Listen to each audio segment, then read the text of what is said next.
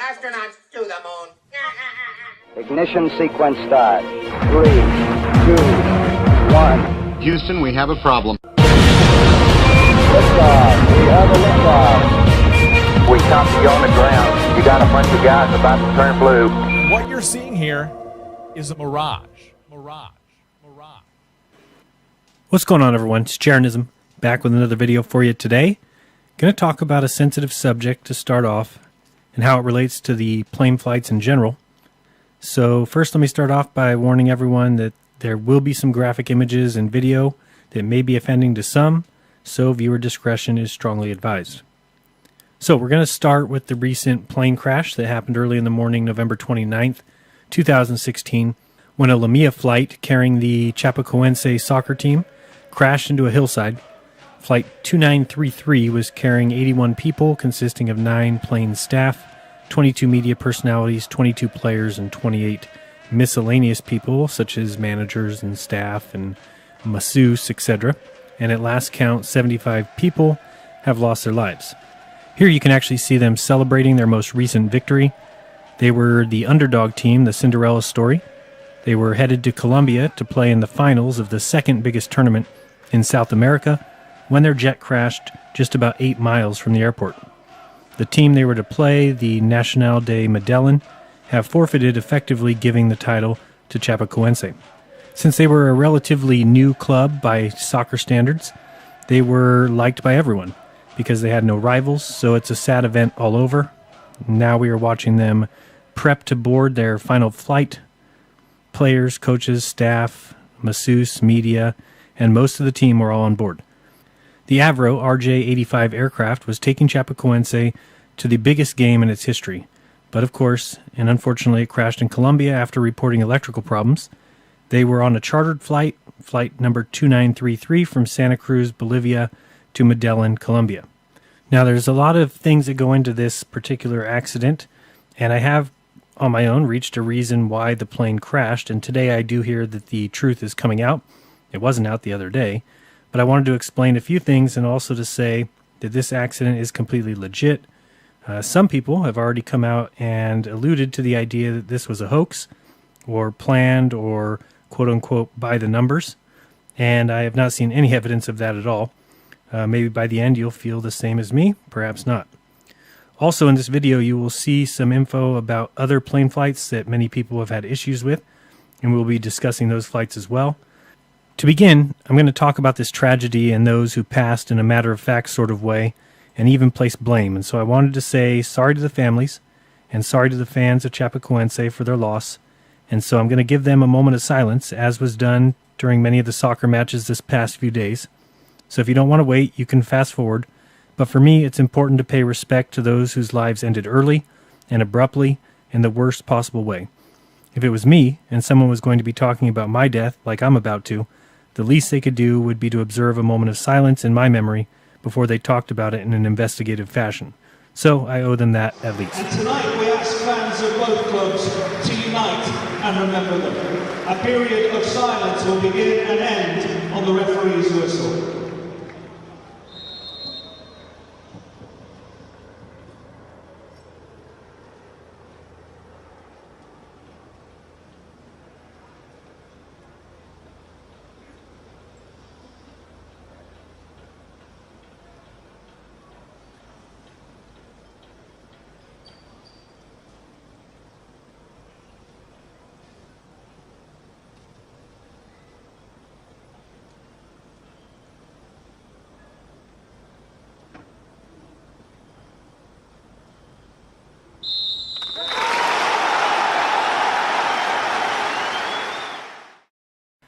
So let's take a look at this flight and notice a few things that are, well, quite interesting. First, this jet that crashed was an Avro RJ-85. It's a 90-seat short to medium haul jet, and it is set to travel up to 1,500 nautical miles. So we do the conversion to get statute miles, and it comes out to 1,726. So 1,726 miles is its max, is its ceiling. Now, first thing you'll notice when I bring up this flight is if you look underneath where it says playback, of LaMia, Bolivia flight is the distance of 1,848 miles. So right away we got a problem that the distance is 120 miles further than the maximum for this plane. Now, watching the replay of the flight here, you can take a look at what happened here at the end. Basically, it gets very close. Like I said, came within 8.5 miles. Does a couple turns. Does another one here. But ultimately, the plane crashes into the hill. They had a rough cleanup and rescue as the plane crashed directly into the side of this embankment. And as you can see, made things quite difficult. Viewer discretion is advised on these next few clips, as the bodies of the 75 victims were taken away via helicopter. And I do think now that the 6 survivors has gone down to 5, as one of the original survivors died shortly after speaking to his wife from the hospital. So if you take a look here, you can see that the plane doesn't look charred, doesn't look burned, as it was fuelless when it hit. That prompted people to begin to call the pilot of the plane a hero for dumping the fuel before the plane crashed, and this would, of course, save the explosion. However, the particular jet that he was flying has no fuel dumping mechanism, so that's not the reason that the fuel was empty. Here you see one of the people being rescued, and there were also 8 or 9 players from the team who were not even on the flight, and a few of them have already announced their retirement from soccer. So a very sad tragedy, but a tragedy that should not have happened. Hopefully this changes some things so that preventable plane crashes like this one do not claim so many lives in the future. So let's talk a little bit about the flight itself. Again, this is the plane. It's an Avro RJ85. You can see the flight number towards the back, CP2933. And here we have the miles according to Google Earth. We have a distance of 1839 for the Great Circle route. Now, the pilot of this plane, who also was part owner in this particular airline, was Miguel Quiroga. Interesting to note, many of his family members, including his brother, are pilots. And in fact, his father died when Miguel was just 1 year old, also in a plane crash. So you'd think he'd be a little bit more careful. I did look and I did see that one time prior, and I can only go back 180 days, but this plane was flown from Medellin to Santa Cruz, the opposite route, so perhaps he had some winds to help or a full tank, and I'm not even sure he was the pilot, but that plane did make that journey once before in the past, 180 days, so as of yesterday, they were saying that Miguel was a hero for dumping the fuel prior to hitting the mountain to save lives, as usually there is an instant explosion on impact in a crash like this. But there wasn't, and as of today, reports are coming out that this call, where clearly he is reporting that he is out of fuel, which will also cause the electrical failure, which he reports as well. And one major issue here is he does not declare an emergency. But we'll go ahead and listen to that call. Lima India 2933 está en falla total, eléctrica total y combustible. Vectores, señorita, vectores a la pista. La señal radar se perdió, no lo tengo, notifique rumbo ahora. Vamos con rumbo 360. Con rumbo, mire por la izquierda, 010, procedería al localizador del borde Río Negro, 1 milla adelante del borde. Al momento usted se encuentra, correcto, le confirmo, por la izquierda con rumbo 350. Izquierda 350, señorita. Sí, correcto, usted está a 0,1 milla del borde Río Negro. No lo tengo con la altitud, Lima, India. 9.000 pies, señorita. Vectores. Usted está a 8.2 millas de la pista. Jesús. ¿Qué altitud tiene ahora? Ya no contesta.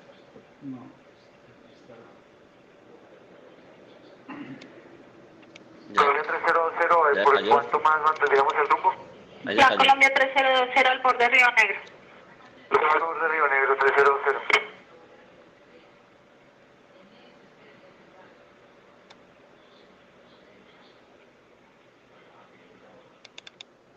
Lima India 933, posición.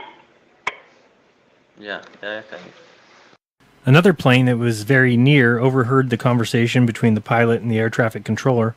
Pilot Juan Sebastian Upegui says the conversation was strange and that Miguel Quiroga first stated that he had lost electrical and then said that he had no fuel, but was asking for vectors first and not declaring an emergency, which him and his co-pilot thought was very strange. But the tower put him into a circle hold pattern because they had another jumbo jet, an A320, that had requested a priority landing due to weather issues. But it was too late because no gas and no electrical power, well, all ultimately downed the plane. So Hero may not be the best name for this pilot. Here he is taking a selfie with players right before the flight. Probably had some other things he could have been worried about, considering he had 81 lives depending on him to double check everything. But he was probably distracted with the soccer team and selfies and perhaps his co-pilot, who was on her very first flight as a co-pilot. Not saying that she was a distraction, but sure weird that gas wasn't checked and emergency wasn't declared till well after it was way too late. Too late even to glide down to a closer airport for refueling. Now, was he actually distracted? Well, it would be very easy to not pay attention, nowadays especially, when you're flying a plane. Why, you ask? Well, because pilots don't fly planes anymore. They actually take off and they land. In an interview recently with Miguel Quiroga, he was asked about flying modern aircrafts, and he said this, and I apologize because this has been translated, so it's not going to be perfect. But as a pilot, it is the ultimate because you get to fly the largest and most modern aircraft. There is always the ego wanting pilots flying the greatest. That is, in addition, there is only about 160 of these planes worldwide. Now I fly, and it's like any other aircraft flying. I do not feel much difference when flying 330 to 380. This is easier because it is more modern. Modern aircraft are highly automated. It's not like before you had to pull cables, pulleys, levers, etc. Today, much of the work is done on autopilot and computers. It's almost like the plane flies itself. One is to address emergency, to peel it off and land it. Now, I've heard people say that pilots will actually play cards or even read during flights. So let's listen to American hero Buzz Last Cauldron tell us all about modern pilots and aircrafts. Yes, I've seen the glass cockpits of airplanes, and it is a marvel. Much different than when I flew in the Korean War. But there's still a degree of automation, and you have a tendency to let the autopilot fly, and when you do that, you're not getting the feeling of the response of the craft. So I'm not legally flying, but when I do go with somebody and they let me fly the airplane, I'm not going to turn the autopilot on. I'm going to fly the thing all I can to get the practice. Oh, great. Well, now I'll never fly again. Buzz behind the wheel. That's scary. I'd rather have Stevie Wonder than Buzz. At least Stevie doesn't claim to have been to the moon. I just called to say they faked it. Thanks, Stevie. We know they did. So here's the list of passengers. Really sad story. Lots of devastated families and fans. And an accident that 100% should have been avoided. Alright, so that's pretty much it for the plane crash, but we will watch this flight again. And now we're going to notice something that needs to be brought to everyone's attention. Now, I tracked the flight via KML file on Google Earth, and we can see basically where it was for almost every step of the way. And we can watch here what exactly is going on with every minute that it connected, and we can see exactly what happened as it made its final descent and basically cut across and circled on that third time into the hill as it was dropping with no power and no gas. And again, only 8 miles short of the runway at the airport they were intended to land at. Now, as we pull back here a little bit, we're going to see something very peculiar, very interesting, and something that absolutely everyone needs to realize is happening. Now, you can see, if we back this up a little bit, that for a large portion of this flight, there was no radar tracking. Now, why would that be? Well, again, it's something hid from the public, but there is no satellite tracking of airplanes. Well, actually, there is no satellites, no such thing.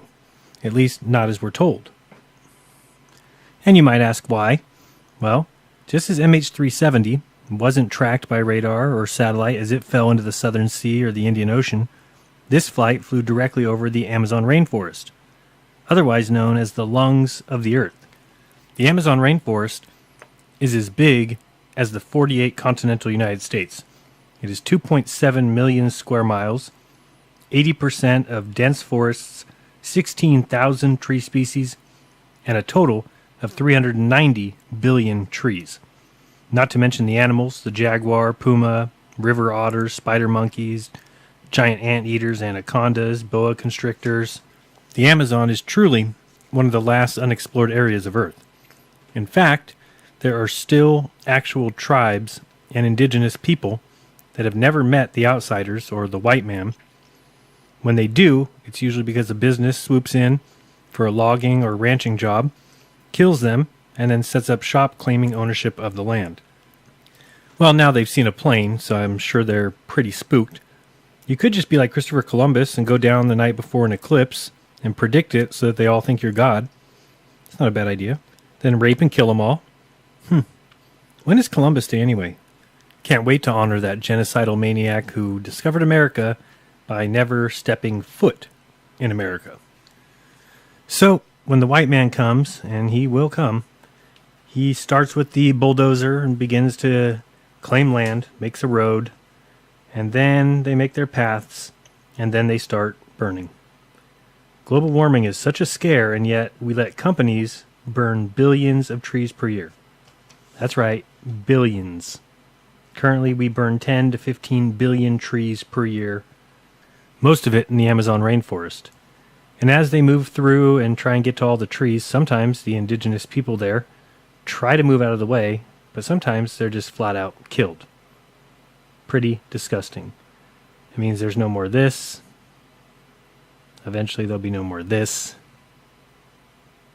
Or even this. Alright, so you've seen how remote and unexplored most of the Amazon is, so why do you think this plane doesn't get tracked while flying above it? I mean, it's closer to space, so satellites should be picking up the GPS signal, right?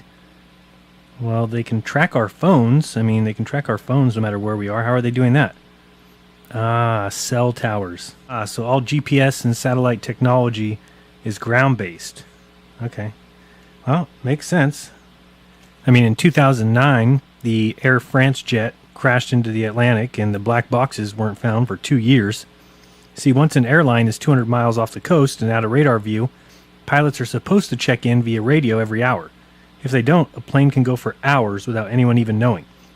Clearly, satellites are real, though. We're watching a video of one right now. Maybe it's stuck. I know what we need. We need a hero NASA astronaut to just throw it. Just throw that satellite into orbit. It'll work. And I'm going to start rocking forward. Patience. Jettison. Good jerky, sir. That was awesome and real. Do it again. Throw another one.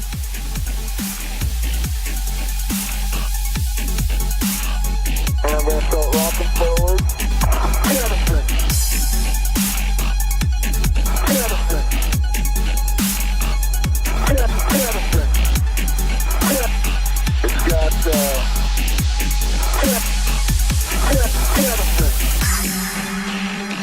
I'm calculating still. And I'm going to start rocking forward. Rocking forward. Rocking forward. Patience. Jettison. Jettison. Jettison. Jettison.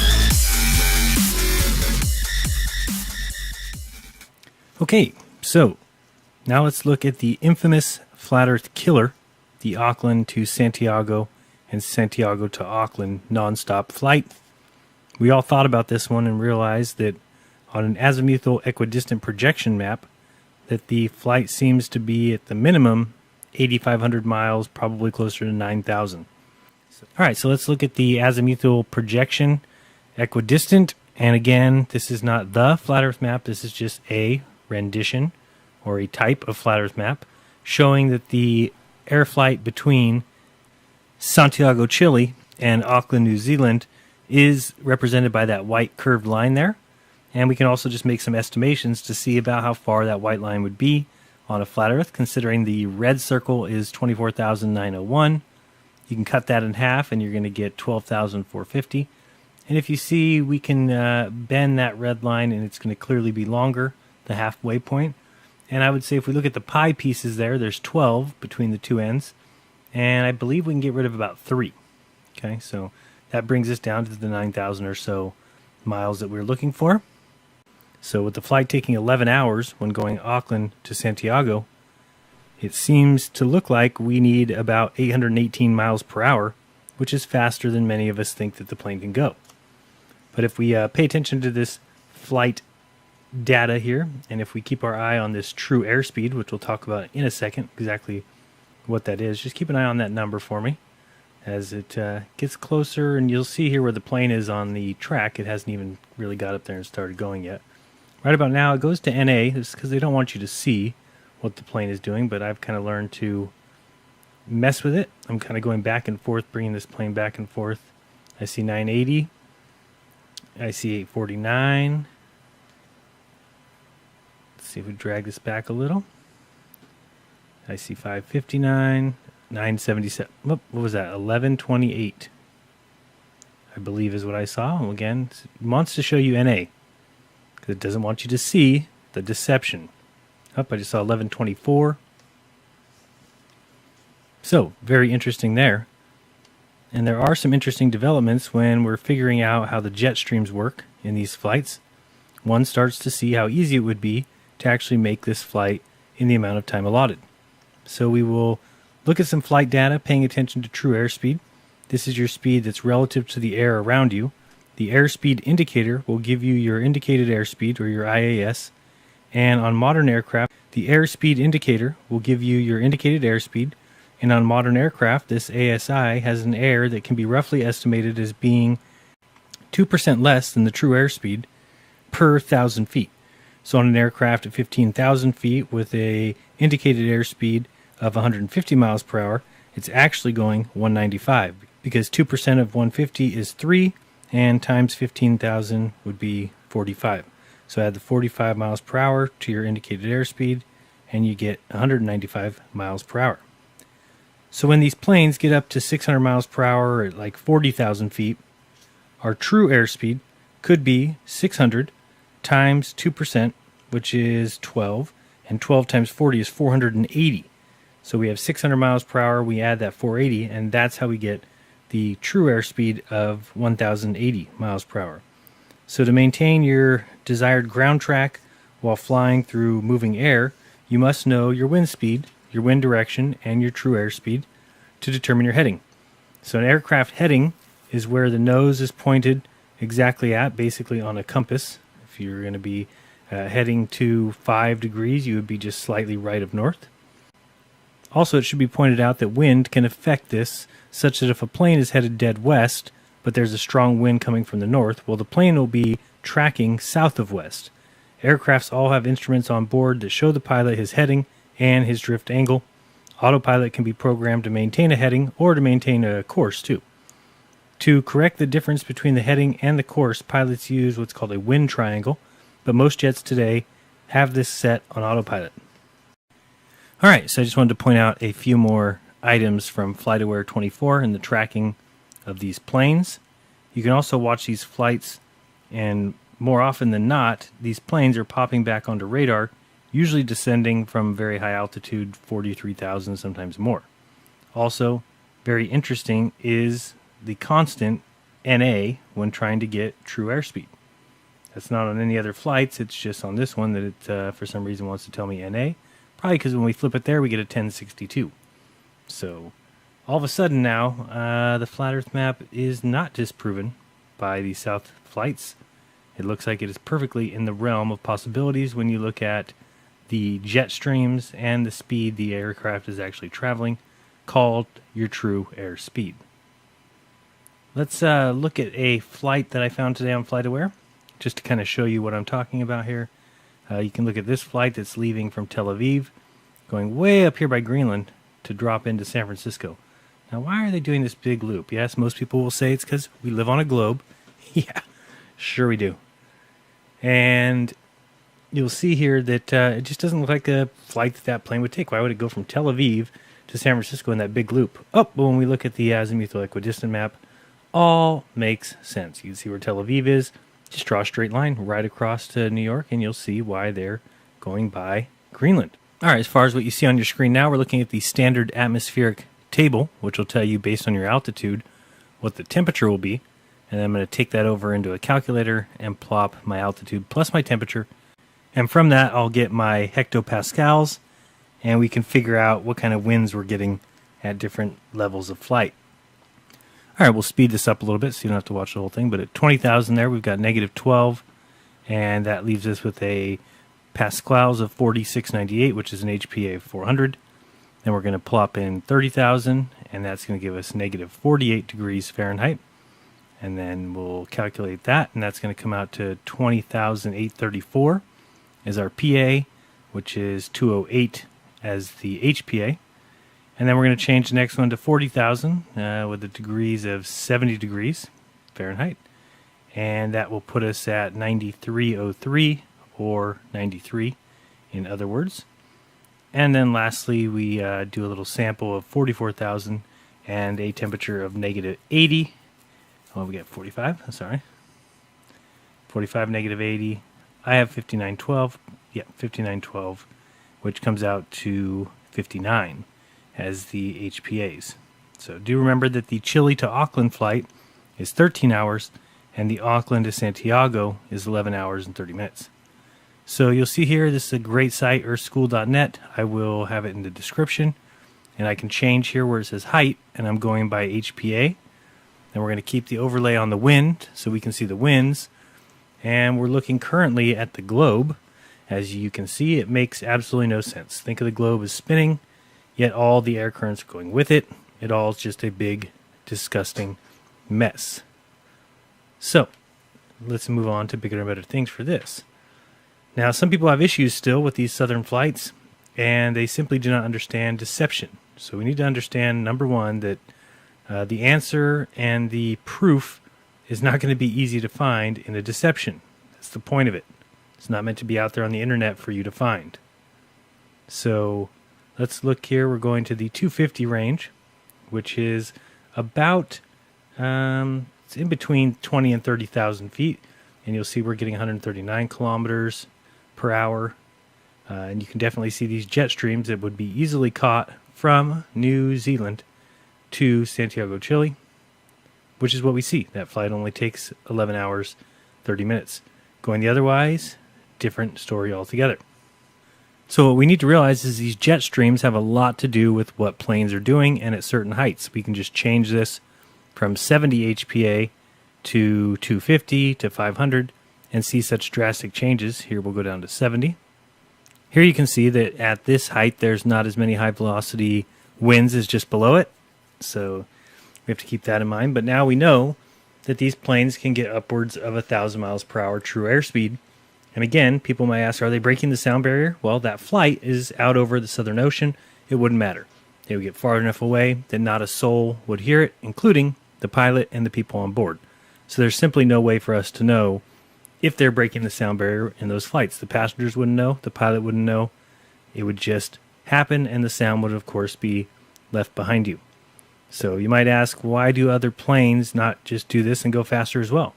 Well, first, you're not allowed to, by law, break the sound barrier over the United States and many other countries because of the sonic boom. Now, the amount of time saved is not enough to make a difference. The difference between 500 miles per hour and 800 miles per hour on a trip from, say, San Francisco to New York, 2,500 miles, it really just isn't that bad. But we're looking here at the screen right now. If you want to take a look, it's the globe again, making absolutely no sense since the planet is spinning that way, and it's a little bit tilted too. And yet none of these lines seem to make sense. With the Earth spinning this way, the wind should be going the other way. And so the amount of time saved is not enough to make a difference, because the difference between a 500 mile per hour and an 800 mile per hour plane on a trip from San Francisco to New York, which is about 2,500 miles, at 500 miles per hour, that flight would still take 5 hours. Now, if we were able to get up above the sound barrier, which we can't, but 800 miles per hour above the continental United States, this would cost the airlines a lot of money, as more aerodynamic drag would increase exponentially as an aircraft system and speed increases, and of course the fuel would go also to the increase, meaning you pay more for the shorter flight, and all in all, it just isn't wanted by anyone. It isn't beneficial to anyone. Neither is this globe on the screen.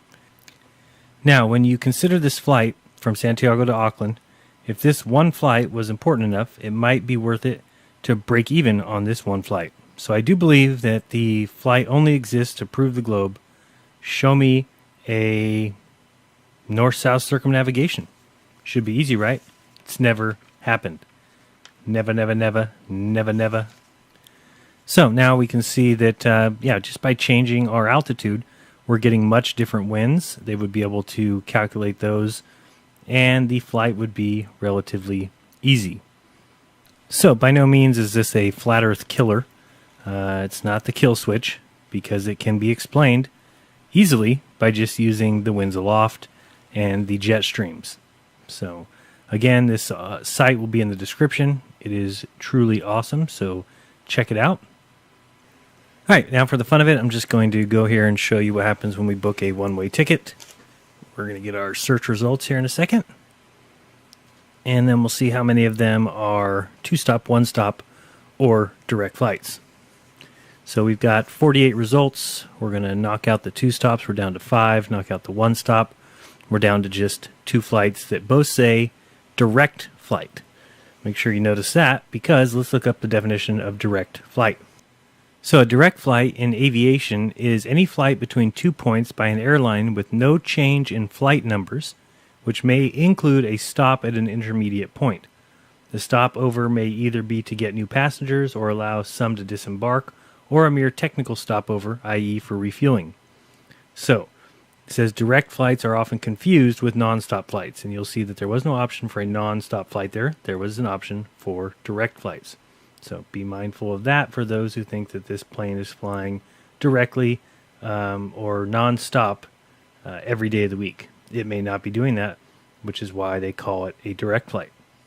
The good thing about those who do take these flights is it's a good thing that they've got those seat back displays that tell you the mileage and where you're at and how long you've been flying, and that they're well taken care of by a good quality company.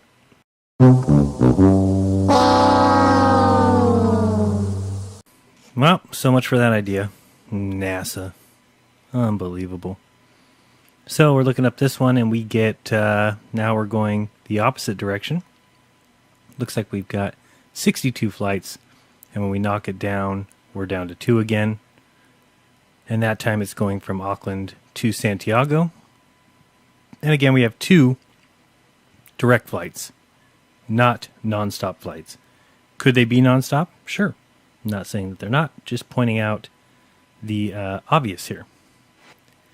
All right, let's summarize. So first we want to say Forca Chape, which is a reminder to be strong, to those family, friends, and fans of those who passed on in the LaMia flight. We learned today that the plane crash was real, it was avoidable, and was a mix of pilot distraction, pilot ease, and autopilot, all contributed to that crash. We learned that planes lose radar even over the Amazon rainforest. We learned satellites don't track planes, yet people think GPS satellites are tracking your phone. I don't know how. We learned that pilots don't even fly planes anymore. They simply take off and land. Autopilot does the rest. We learned that the Auckland to Santiago flights are no longer an issue with the help of high-altitude jet streams and a true airspeed of well over 1,000 miles per hour. We learned that Stevie Wonder just called to say NASA faked the moon landings, and we can continue to mount evidence that seems to support the idea that we all have been flat out lied to about where it is that we actually live. What a joke. Something we all should just know, and none of us do. And those who think they know have nothing but a convoluted mess in a textbook. They're just followers. They don't know or understand what they believe. They trust men who tell them fairy tales of spinning globular balls and mass with water and atmospheres attached. We have people standing upside down opposite us, and we have the speed of light, and we have the fabric of space-time, which is the same as saying we have a fabric of nothing that is bent by matter, and then they just leave out the part about equal and opposite reactions. They get infinite distant stars, suns a million times the size of Earth. Oh, they got Cavendish in a shed, Copernicus on his deathbed. They get great attractors 100 quadrillion times the size of the sun. But it's all conjecture. It's all faulty foundations. But I'm sure it's all true and backed up by nothing but solid, repeatable evidence. Because that's what science is. It's true whether you believe it or not. But I'm going to keep fighting. Try and stop me. I'm going to find the truth through hell or high water. Don't really get that. But I think it's a saying. Maybe not. Who knows? Guys, be kind to each other. Don't lie to each other. And whatever you do, don't trust me. Do your own damn research. Prove it to yourself. And if you find the curvature, can you let me know? Till next time, guys. This has been Jeranism. Peace! It's got,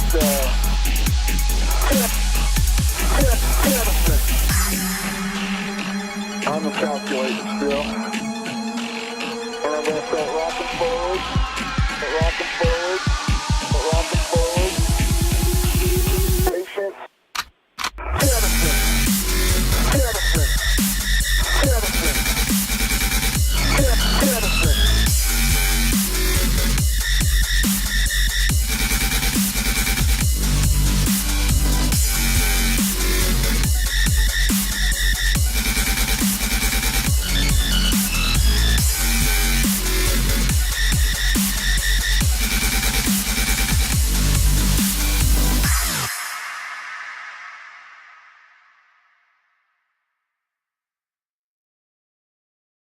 Astronauts to the moon. Ignition sequence start. 3, 2, 1. Houston, we have a problem. Liftoff. We have a liftoff. We copy you on the ground. You got a bunch of guys about to turn blue. What you're seeing here is a mirage. Mirage. What's going on, everyone? It's Jeranism, back with another video for you today. Going to talk about a sensitive subject to start off and how it relates to the plane flights in general. So first, let me start off by warning everyone that there will be some graphic images and video that may be offending to some, so viewer discretion is strongly advised. So we're going to start with the recent plane crash that happened early in the morning, November 29th, 2016, when a LaMia flight carrying the Chapecoense Soccer Team crashed into a hillside. Flight 2933 was carrying 81 people, consisting of 9 plane staff, 22 media personalities, 22 players, and 28 miscellaneous people, such as managers and staff and masseuse, etc. And at last count, 75 people have lost their lives. Here you can actually see them celebrating their most recent victory. They were the underdog team, the Cinderella story. They were headed to Colombia to play in the finals of the second biggest tournament and people have had issues with, and we'll be discussing those flights as well. To begin, I'm going to talk about this tragedy and those who passed in a matter-of-fact sort of way, and even place blame. And so I wanted to say sorry to the families, and sorry to the fans of Chapecoense for their loss. And so I'm going to give them a moment of silence, as was done during many of the soccer matches this past few days. So if you don't want to wait, you can fast forward. But for me, it's important to pay respect to those whose lives ended early and abruptly in the worst possible way. If it was me, and someone was going to be talking about my death like I'm about to, the least they could do would be to observe a moment of silence in my memory before they talked about it in an investigative fashion. So I owe them that at least. And tonight we ask fans of both clubs to unite and remember them. A period of silence will begin and end on the referee's whistle.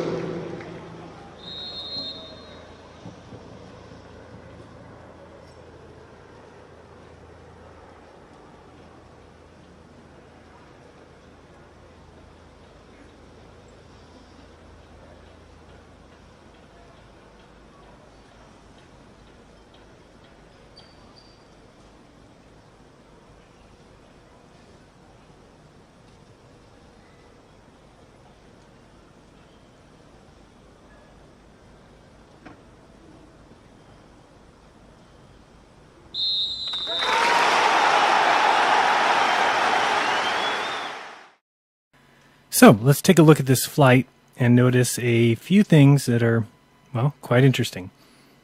First, this jet that crashed was an Avro RJ-85. It's a 90-seat short to medium haul jet, and it is set to travel up to 1,500 nautical miles. So we do the conversion to get statute miles, and it comes out to 1,726. So 1,726 miles is its max, is its ceiling. Now, first thing you'll notice when I bring up this flight is if you look underneath where it says playback of LaMia, Bolivia flight, is the distance of 1,848 miles. So right away we got a problem that the distance is 120 miles further than the maximum for this plane. Now, watching the replay of the flight here, you can take a look at what happened here at the end. Basically, it gets very close. Like I said, came within 8.5 miles.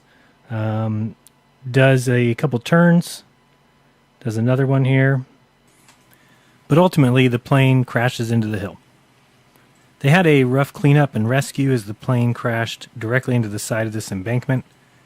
And as you can see, made things quite difficult. Viewer discretion is advised on these next few clips, as the bodies of the 75 victims were taken away via helicopter. And I do think now that the 6 survivors has gone down to 5, as one of the original survivors died shortly after speaking to his wife from the hospital. So if you take a look here, you can see that the plane doesn't look charred, doesn't look burned, as it was fuelless when it hit. That prompted people to begin to call the pilot of the plane a hero for dumping the fuel before the plane crashed, and this would of course save the explosion. However, the particular jet that he was flying has no fuel dumping mechanism, so that's not the reason that the fuel was empty. Here you see one of the people being rescued, and there were also 8 or 9 players from the team who were not even on the flight, and a few of them have already announced their retirement from soccer. So a very sad tragedy, but a tragedy that should not have happened. Hopefully this changes some things so that preventable plane crashes like this one do not claim South America when their jet crashed just about 8 miles from the airport. The team they were to play, the Nacional de Medellin, have forfeited, effectively giving the title to Chapecoense. Since they were a relatively new club by soccer standards, they were liked by everyone because they had no rivals, so it's a sad event all over. Now we are watching them prep to board their final flight. Players, coaches, staff, masseuse, media, and most of the team were all on board. The Avro RJ-85 aircraft was taking Chapecoense to the biggest game in its history, but of course, and unfortunately, it crashed in Colombia after reporting electrical problems. They were on a chartered flight, flight number 2933 from Santa Cruz, Bolivia to Medellin, Colombia. Now, there's a lot of things that go into this particular accident, and I have, on my own, reached a reason why the plane crashed, and today I do hear that the truth is coming out. It wasn't out the other day, but I wanted to explain a few things and also to say that this accident is completely legit. Some people have already come out and alluded to the idea that this was a hoax or planned or quote-unquote by the numbers, and I have not seen any evidence of that at all. Maybe by the end you'll feel the same as me, perhaps not. Also in this video you will see some info about other plane flights that many